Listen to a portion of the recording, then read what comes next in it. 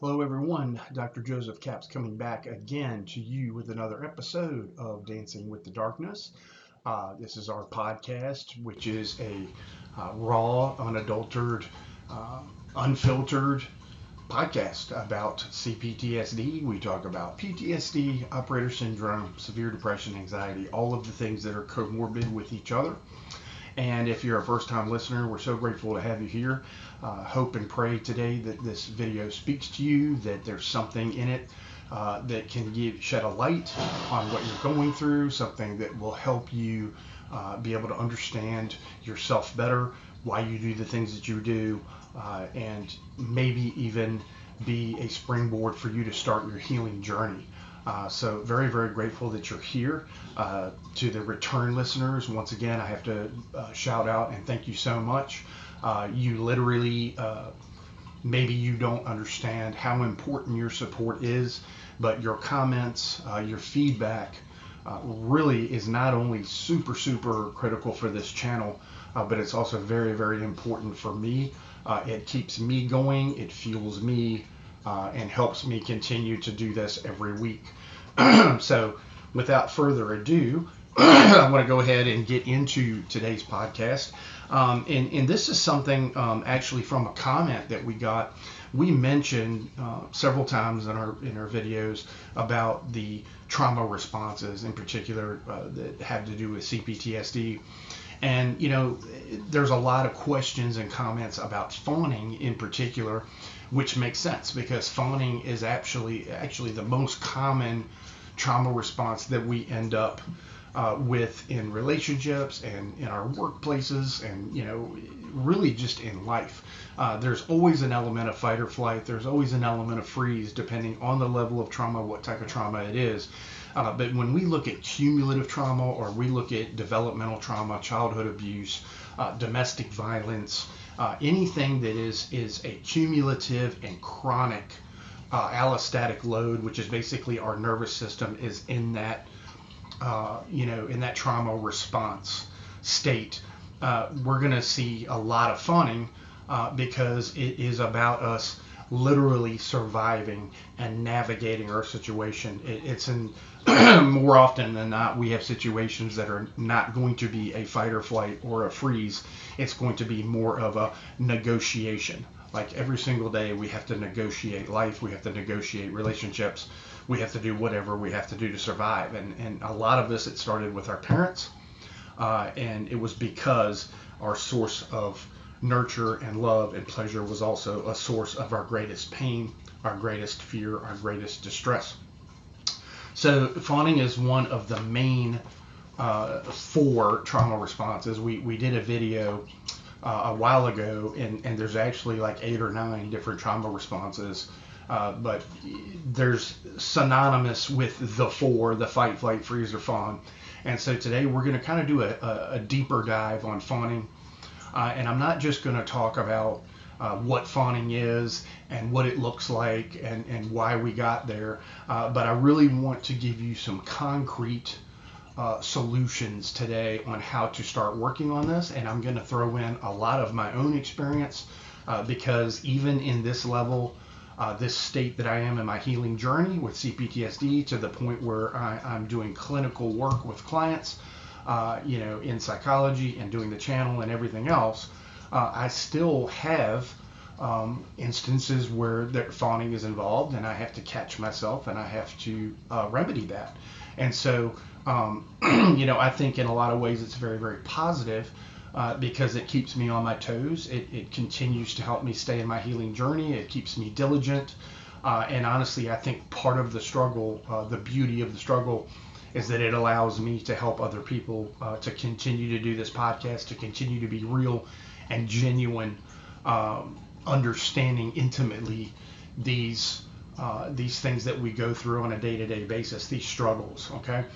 And so, this response is one of the key responses, especially with developmental trauma or any kind of chronic abuse, whether it be domestic violence or anything that is, a constant load on our nervous system. Our brain gets rewired, our nervous system gets rewired in order to survive. Most of the time, what we see with fawning, you'll hear people say that they're people pleasers. I've had people say, codependency, different things in regards to fawning. It doesn't really matter how we define it, but it's an agreeableness. Excuse me. It's an agreeableness and submission. And the reason why we do this is we're trying to avoid conflict. And not only avoid conflict, but we're also trying to ensure our safety and our survival. This is a coping mechanism that is typically developing in response to interpersonal trauma when it has to do with other people. Specifically, when if we decided to fight back, we may have even been in situations before, especially like in child abuse or in domestic violence, where the fight or flight completely and totally failed us because maybe we did fight back, or maybe we did try to escape, or maybe we tried to even avoid the abuser, but it's not a viable option. If it's a narcissist, or if you're in a very volatile environment, these options just simply don't work. We can't seem to escape. We can't seem to be strong enough to fight back against the harm that's happening to us. And so these options are not even viable. The fight, flight, freeze is just not viable. And so we enter into this more of an agreeableness and a negotiation in order to try to give the abuser maybe what they need, and then maybe the consequences or the abuse or the pain that we're put through will be less. While finding behaviors are usually detected or directed at the abuser, they can also become a generalized pattern extending to other individuals and the person's life. So we see a lot of fawning behavior happen in what we call the honeymoon phase, okay? And so I know you've probably heard of the honeymoon phase in a marriage, the first 2 years of marriage, you're in love and blah, blah, blah, blah, and then it changes. Well, there's also a honeymoon phase when it comes to the cycle of abuse, and I want to help you understand that.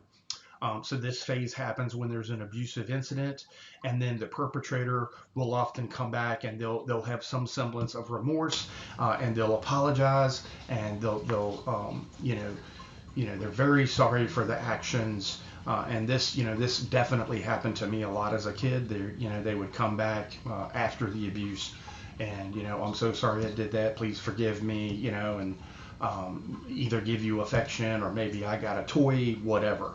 Okay. And what's so deceptive here that screws our nervous system up so bad is that they can be overly affectionate and caring and kind and even nurturing. They can be even affectionate. And these are all things that we're desperately craving. We desperately want these things. And so once again, we have that whole idea where our source of affection and love and caring and good things is also our source of our utmost pain and utmost abuse and all of the things that we're going through negatively in the relationship. Sometimes it can even create a false sense of hope in us that things might change for the better. There's always the question with domestic abuse, why don't you just leave and all of these things? And unless you've been through it, and I'm talking to men and women here, because guess what? Men get abused too. I'm not just talking about women victims of domestic violence. We get abused too, and it may not be physical where we're getting our tails beat, but there can be a tremendous amount of emotional and psychological abuse. And because of the way we were brought up and the way that we were taught to fawn and to be agreeable in these things, we get to a point where we think that that's acceptable behavior and that we deserve it and that this is normal. Okay, so I'm talking to men and women here. There seems to be, this false sense of hope. Okay, I've made it through this. Maybe things are going to be better. Maybe there's going to be a shift in this relationship. And often this is where we see a lot of triggering of the fawning behaviors, because a person might actually believe that if they act perfectly, or they do everything to appease the abuser, the abuse will stop and the relationship will remain peaceful. Okay. And so, some common causes that we've already talked about of extreme fawning behavior, are going to be childhood trauma where there's been abuse in the home, intimate partner violence, domestic violence, also religious trauma is a big one, and for those of you that don't know what that means, religious trauma is when the church is very judgmental. Um, Basically, they persecute you, try to manipulate you, try to get you to go with the flow. And I grew up in environments like that too, where instead of the church being a place of hope and a place of relief, it was even worse. They basically had the mindset that if your parents were beating the hell out of you, they were doing the right thing. And they were very, very critical and very, very cold, and I didn't get a lot of support at church at all. Bullying is another big one. Okay, we tend to be the kid that gets bullied because we're being bullied at home. We're a professional victim. We don't really know how to fight back, and so any predator, whether it be an adult or another kid, they can smell you. They can feel you out, and they know that you're the kid that we can pick on. Okay, so bullying is another chronic thing that induces fawning behavior. We find ourselves trying to fawn with bullies, trying to survive in school and whatever else. I mean, because where do you go for safety? Is the school counselor really going to help? Is the teacher really going to help? You're not going to get any help at home. I mean, if I went home and told my father I was being bullied, I was going to get my butt kicked. Okay, and it happened many times. This is where my relationship with violence started. Was I started to figure out that the only way to not get hurt was to hurt someone else first, and so that's not healthy either. And this happens to a lot of men, and we can, if that's a subject that you want to delve into, drop it in the comments and we'll talk about it. We're going to talk about that soon when we're going to do a video on primary and secondary emotions, and I think that you guys are really going to enjoy that, because you're going to see that a lot of times with CPTSD and PTSD in particular, our emotions get twisted. And a lot of times, especially with men, it all turns into anger and it all turns into violence, and that's why we get that way. Racism is another one. Okay, if you're in a racist environment where you're constantly being persecuted for your race or being intimidated for your race, whatever that looks like, this also can induce fawning behavior, because you have to negotiate, you have to survive. And then, of course, abduction or captivity, you absolutely would be doing fawning behavior, because once again, it's a matter of survival. It can take many different forms depending on the individual and the type of trauma that we've experienced.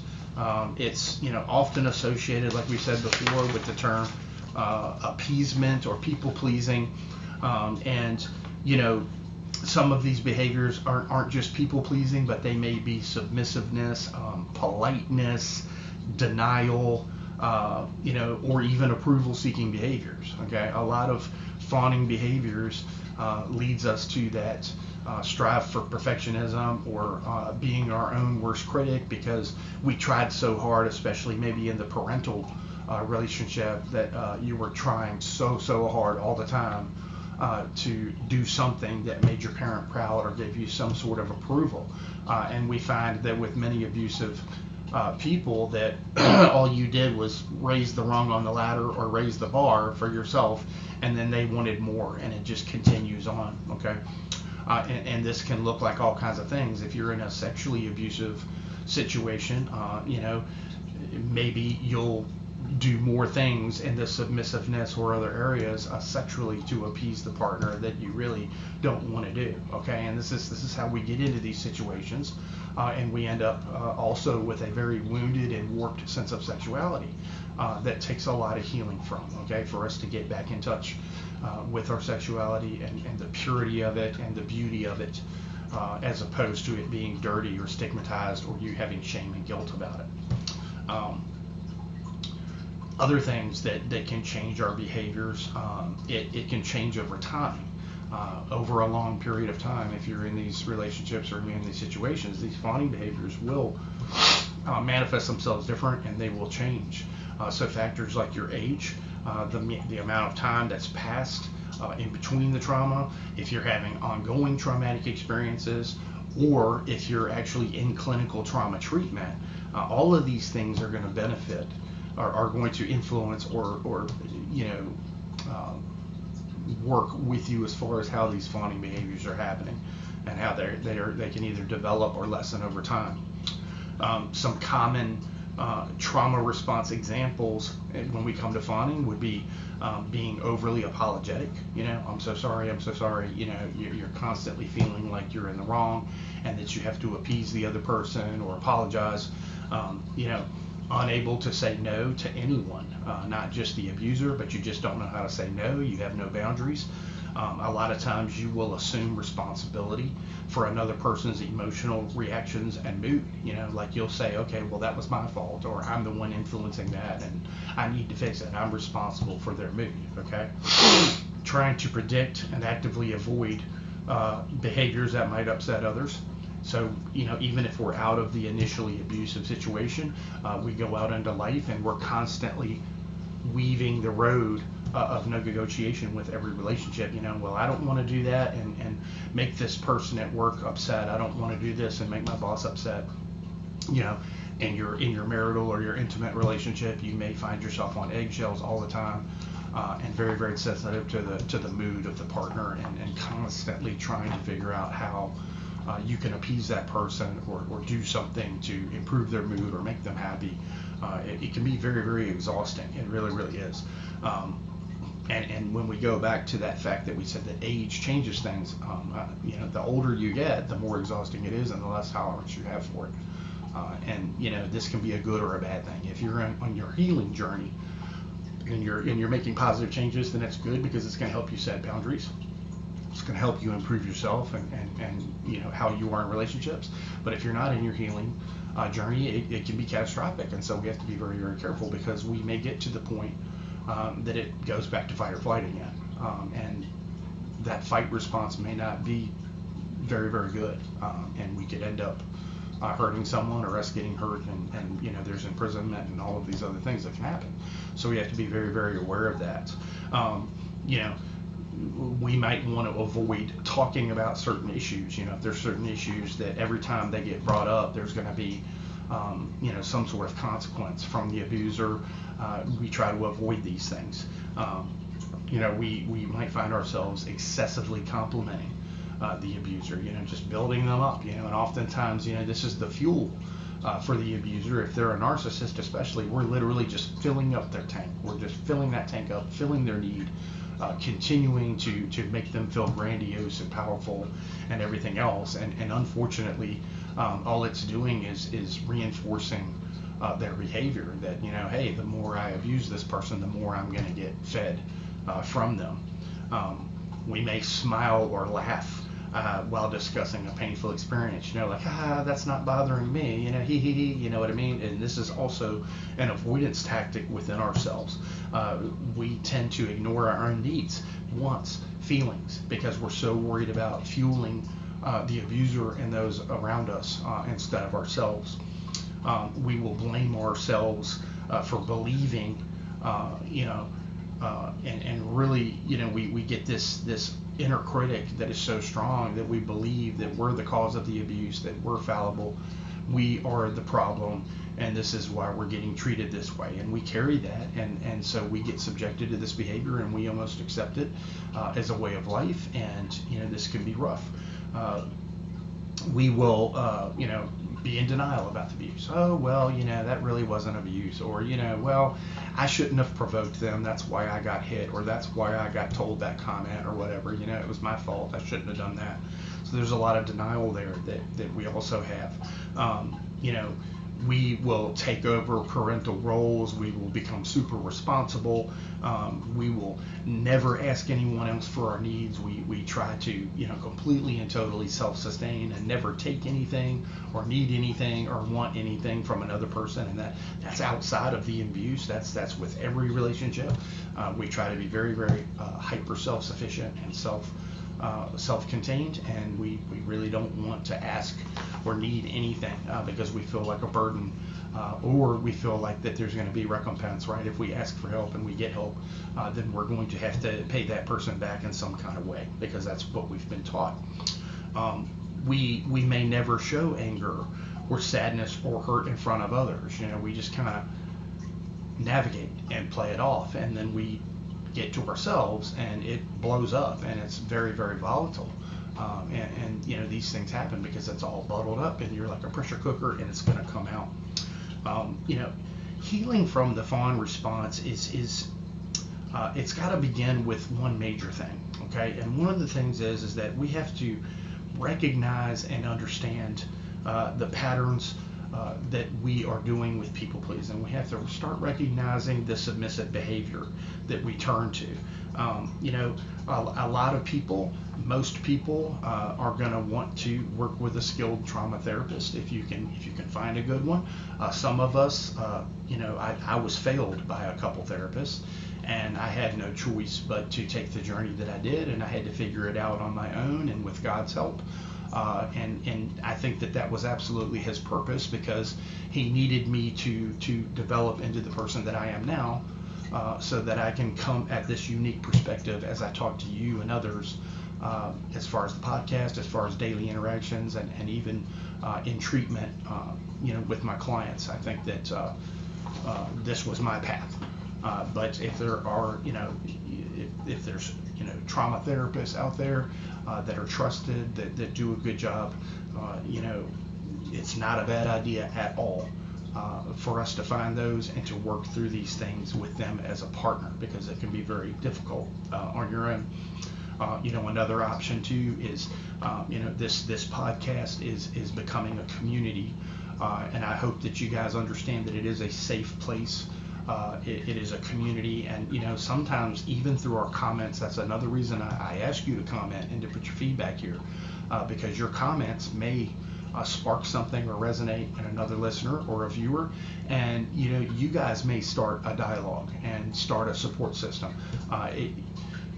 This is where you're going to be safe. You're either going to be safe in an office with somebody that's very, very skilled and very experienced and very, very ethical, or you're going to be safe with other survivors, because one thing that we will not do is ever betray vulnerability in another person, because we hold that very, very dear. And if we are mutually vulnerable, that is a covenant, that is a very, very deep relationship, okay? And so these are some suggestions here, and sometimes it's just a matter of commenting or writing it down and getting it off your chest, and having other people chime in, and they understand and they resonate and they see you and they hear you, and this can be a tremendous benefit to us, and it can be a spark that lights that fire in us to, you know what, I want to live differently, I want to have a better life, I want to be a better person, I want to get away from the abuse, I want to get away from the fawning behaviors. And this is a way that we can start doing this.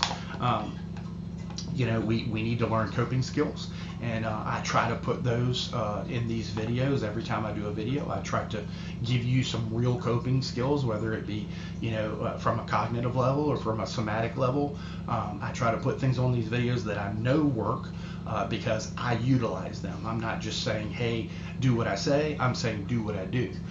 Anything that I'm going to share on here as far as coping skills or strategies are things that I do every single day in my daily walk, to regulate myself, to keep myself going, to keep myself healthy. We talk a lot about nutrition, sleep, all kinds of things. There's lots of elements. Holistically is how you need to heal from the trauma. Okay, so we also, when we're learning our fawning behaviors, we're going to start understanding what our triggers are and being more aware of that. We need to start working on self-care. And self-care can be very simple. I mean, for some of us, taking a shower is self-care. Brushing our teeth, you know, basic hygiene is self-care, because a lot of us get so deeply depressed with CPTSD that some days you just don't even feel like getting up or even moving. It's not that you hate yourself, it's that you just don't have the willpower. And so little things like that, you know, maybe we get to the point where we start exercising, where we take an interest in our nutrition, and we start to supplement, we start to change our diet. You know, little things can build up to doing some real good self-care that's imperative. And honestly, it's nothing extreme. It's nothing that makes you selfish. You're literally doing things to make yourself healthier. And you know, honestly, if we're going to show up for other people and we're going to help other people, then we need to be healthy, and we have to take care of ourselves. Okay, and so it's not a selfish thing. It's a basic human need, and we eventually can get to that point where we don't feel guilt and shame for doing simple self-care measures. Okay, like going to the doctor when you need to. You know, that's a big one for me. Sometimes, we are blessed and we end up with supportive friends, or we end up in an intimate relationship with somebody that actually chooses to understand us, the real us, and to be patient and endearing, and caring and nurturing as we process our trauma, because they see, who we really are, and that's the person that they love, and it's worth the investment. And this can happen. I'm not going to tell you that it happens every day, and I'm not going to tell you that it's not rare, because it really, really is. But I'm not going to tell you that there's no hope for that either, because these people are out there. They are.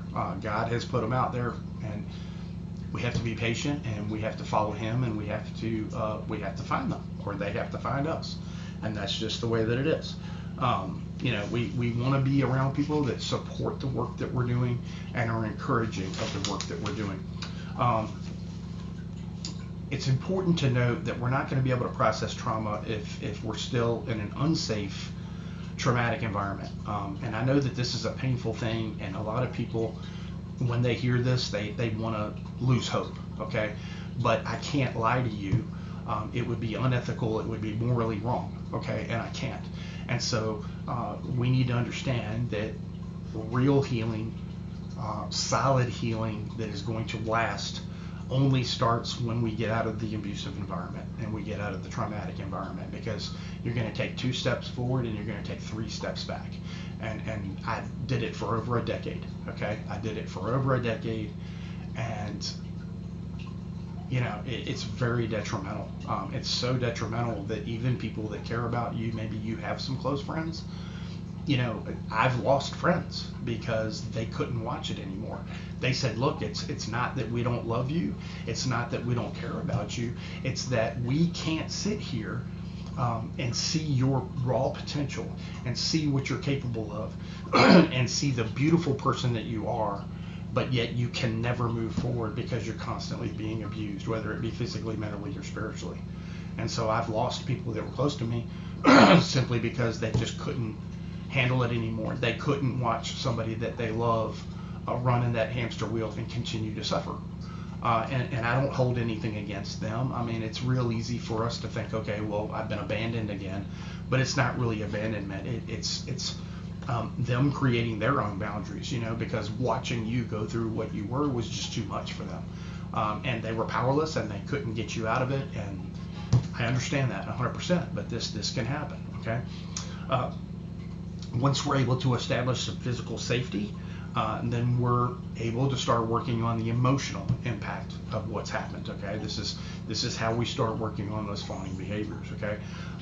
One of those big things, like I said, is we have to practice self-compassion, and this is very hard for us that are CPTSD survivors, because we have an inner critic that beats us to death, okay? That makes us feel like we are worth nothing, okay? And so start small. Like I said, the very act of taking a shower, maybe even taking a longer shower where you let the hot water beat down the back of your neck, where you just give yourself some comfort and some self-compassion. Little things like that can go a long way in learning how to be compassionate with yourself. And we have to learn to prioritize our well-being. That, once again, this doesn't make you selfish, okay? If you're sick, you need to feel okay about going to the doctor and getting care. Just because you grew up, maybe you grew up like I did, and you got sick, you got fussed at, or you got yelled at, and if you were taken to the doctor, all you're going to hear about is how much it costs for you to go to the doctor, okay? And this is how that pattern gets rewired in our brain. As an adult, we might have stellar benefits, and everybody in our family is going off to the doctor, but we don't, because we have this blockade in us that says I'm not worthy to go to the doctor. Unless I'm on my deathbed or I'm going in an ambulance to the hospital, I'm not going. And so we also have to get to where we start to prioritize our well-being. And like I said, this is some very simple things. Maybe I eat a little bit healthier. Maybe I get outside. Maybe I exercise a little bit. Maybe I listen to calming music. I mean, whatever. Maybe I watch a program on TV that I enjoy for a change, instead of watching what everybody else wants. I mean, these are simple things, and it's not selfish, okay? Being in a prolonged trauma situation puts our body and our mind in a survival mode, period. We are wired for survival, okay? So our most basic needs can feel like a source of shame and vulnerability, and this draws attention and punishment from the abuser many times, and that's once again why we have to get out of the abusive environment. Many trauma survivors learn to ignore these necessities, okay? So if we're going to start healing from our trauma and reestablishing a healthy connection with our body, okay, we start by noticing and honoring our needs to do some simple things like eating, resting, and moving, okay? Very, very simple.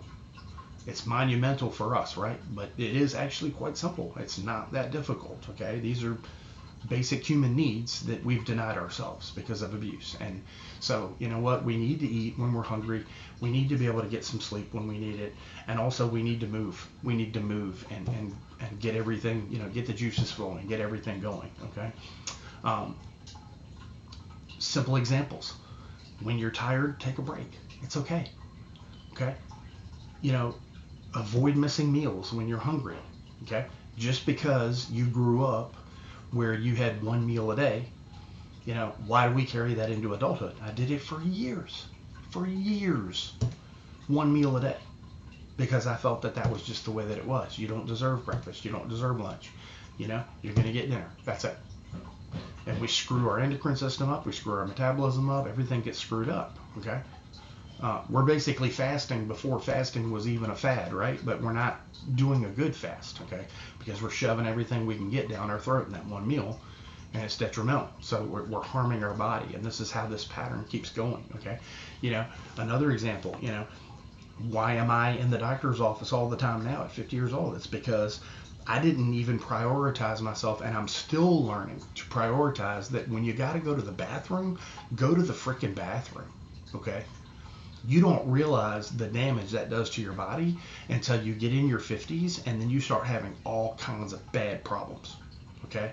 And, you finally talk to the right urologist or whoever, and they're like, hey, you know what? You're one of those guys that just wants to go, go, go, and you don't want to stop for anything, and going to the bathroom becomes a task, and then you go in there, and then you push your bowels, and you push your urine, because you got to hurry the hell up and get that done so you can go to work again. And I said, you know what? You nailed it. You nailed it. And so is medicine going to solve that? No, it's not. Okay. There's surgeries and stuff, but once you start getting into that, you're changing your body, right? So where do we need to start? Okay. Well, I have to and have had to start with something very simple. I've got to go to the bathroom. So whatever the hell I'm doing, I need to stop and go to the bathroom. And then I need to let my body do what it's going to do. If it's going to take 10 minutes, fine. If it's going to take 20 minutes, fine. I got to let my body do what it's going to do and stop pushing everything, because all you're doing is causing yourself problems. But this is a great example of denying simple things for ourselves, and that's something that I've done my entire life, and now I'm paying the consequences of it. And so I have to make some decisions to do better with that, okay? And realize that, you know what, this isn't selfish, okay? This is an act of God, really. He designed me, he crafted me, and when I have to void waste, that's involuntary. That's not something that I can manipulate, okay? My body says, hey, guess what? It's time to get rid of this. And I've got to do what my body tells me to. And we can try to control that and manipulate that, like I said, but then you have all these other problems that make life even harder, okay?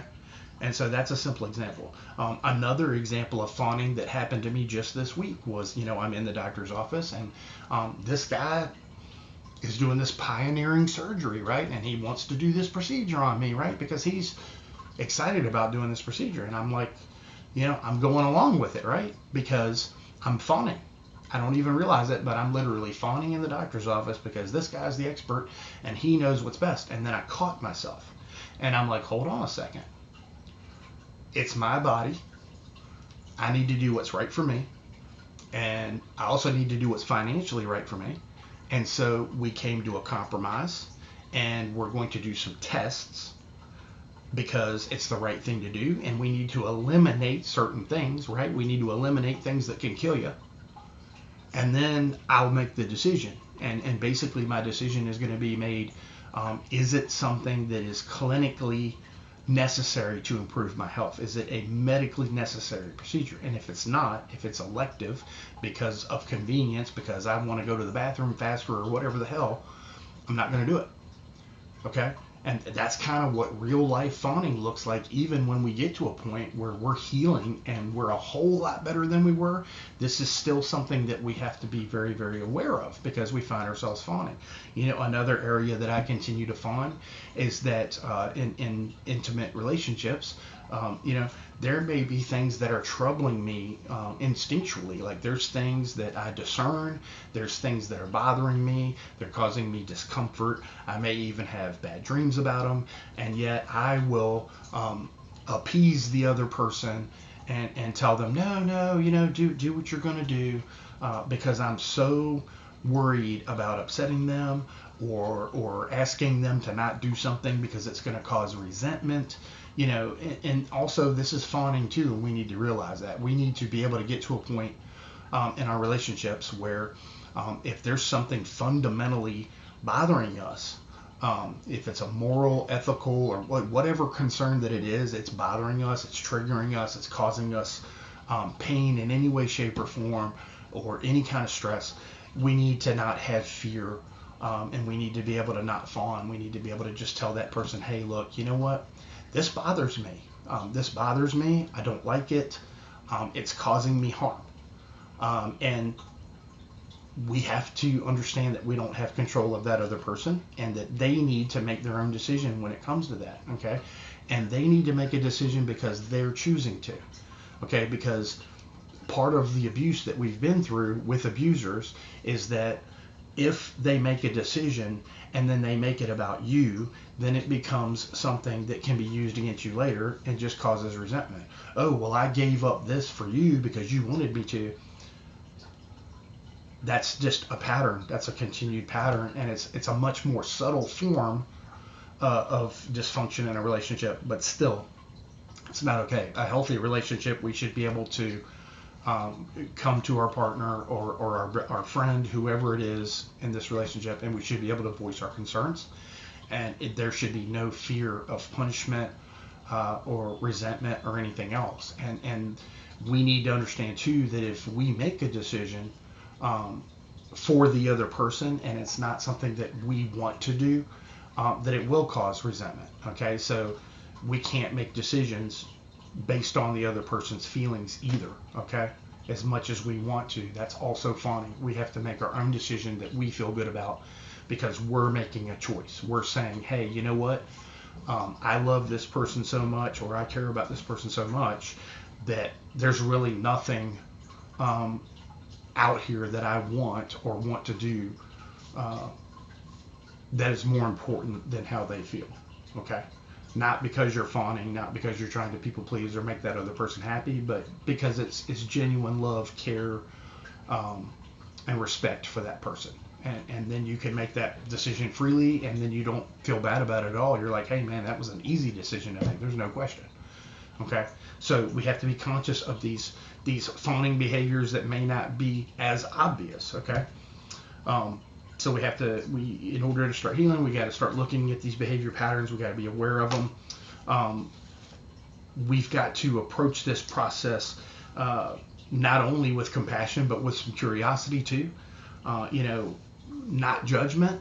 A lot of times it's judgment on ourselves or someone else. So we need to get to a point where we can start having a little bit more compassion and curiosity as we start to try to alleviate our fawning behaviors. Here's some questions that you can ask yourself to help you become more aware of your fawning behaviors. These are great questions. I've done this myself. It really engages the rational part of my brain and the logical part of my brain and helps me really understand things. Here's a good one. Will doing this favor be at the expense of my own mental or physical health? Okay. Do I feel responsible for the moods of people around me right now?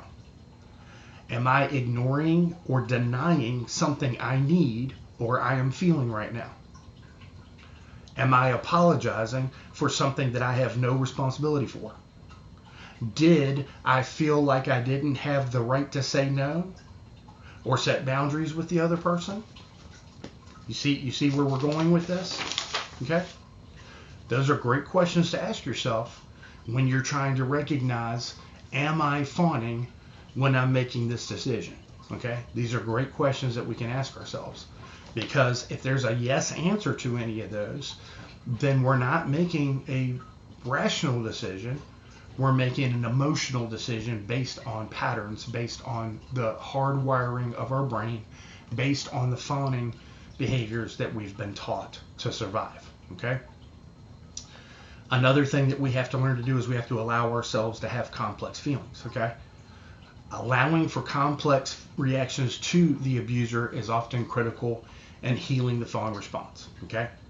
We may love and admire some of the qualities of the abuser, and we may even treasure moments of kindness that they've given us while simultaneously feeling anger, terror, dislike, and hatred towards them.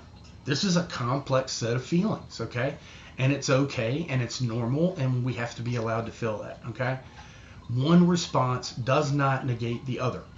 Accepting this complexity can provide a sense of relief for us, okay? Letting go of any shame is critical and crucial part of healing the fawn response, because shame perpetuates the cycle of people pleasing and fawning. Okay? Shame will cause you to feel bad about yourself and therefore less worthy of asserting your needs and boundaries. Your fawning trauma response, or your people pleasing response, was not a conscious choice. It's not something that we consciously choose, okay? Rather, it has been built in a survival mechanism from childhood, okay? You did what you had to do to survive, and we continue to do what we have to do to survive in our psyche, okay? What we think we have to do to survive. That's where the fawning comes from, okay? We need to learn to let go of shame by understanding that we never deserved the abuse that we went through or we are currently going through. We don't deserve it, okay? No one deserves to be abused, okay? In the face of ongoing trauma, believing you deserve the abuser can provide hope that you have some influence over the abuser. The abuser would change their ways and end your trauma if you could just say the right words, okay? Or be good enough. Cleaning the house in a specific way, cooking the perfect dinner, excelling in academics, in your appearance. On the other hand, accepting your inability to control the situation can lead to unbearable hopelessness and despair. Thus, many trauma survivors cling to hope that their efforts to appease their abusers would end their pain. However, recognizing this survival response is no longer in your best interest, okay? The perpetrator was responsible for their behaviors and choices. No one ever deserves abuse, including you. So, to sum this up, engage in self-care. If you need to seek professional support, or you need to have a support system, whether it be friends, whether it be the community of this site or this page, and social support. Okay, and we can get a lot of social support right here on Dancing with the Darkness. Read each other's comments, reply, tune in, build relationships. We're not alone, and we can do this together. Doing it together not only makes us stronger societally, okay, in the midst of the abusers, but there's also a spiritual component here, whether you're a believer or not. I firmly believe that there is a huge component of spiritual warfare. And if the darkness is trying to get us, is trying to crush us, is trying to harm us, we also become much, much stronger together. As we lift each other up, as we build each other up, as we pray for each other, as we support each other, we become much, much harder to destroy. This is Dr. Caps tuning out for Dancing in the Darkness. If something resonated today, please like the video, share the video with your loved ones or someone that you feel it would resonate with. And if you're up to it, subscribe to the channel. It helps the channel tremendously. It helps us show up on the algorithm better, with the goal of just getting our voice heard and getting it out there. There's a lot of people out there just like us that are suffering in silence. And I hope and pray that something on this video or something that you comment is going to help someone else. That's what this is all about, is turning pain into purpose. Until next time, God bless.